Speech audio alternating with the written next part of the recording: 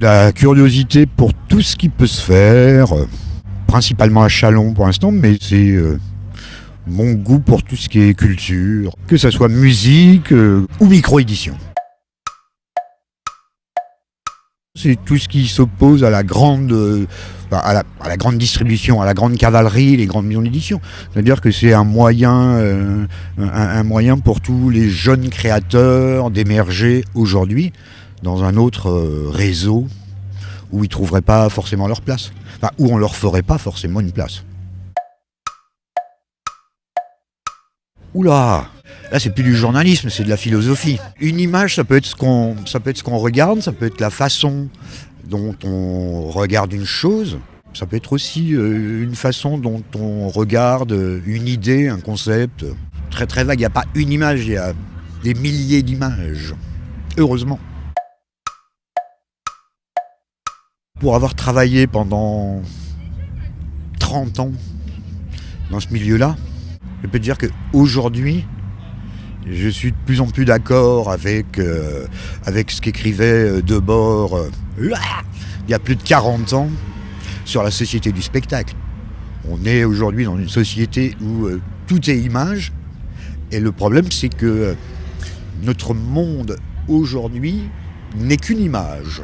Il n'y a plus de fond, il n'y a que la forme.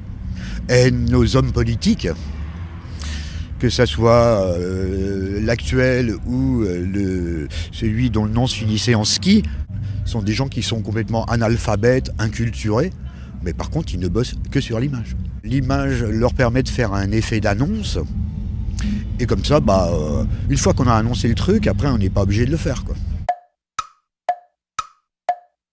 Quand j'étais jeune, j'étais très manichéen. Aujourd'hui, je suis beaucoup moins. Donc bon, il ne s'agit pas de manichéisme, mais des images produites en petite quantité. Et c'est intéressant parce que ça va permettre à celui qui la possède d'avoir quelque chose de rare. Mes options, on va dire, éthiques, morales, philosophiques, voire politiques, m'inclinent plutôt à penser que moi je suis pour l'image, l'accès de la culture au plus grand nombre. Donc par exemple les sérigraphies d'Andy Warhol ont permis à tout le monde, à des ados, d'avoir Marilyn dans leur chambre. Mon ami Cédric, qui conçoit les affiches, entre autres, de Rocabilette.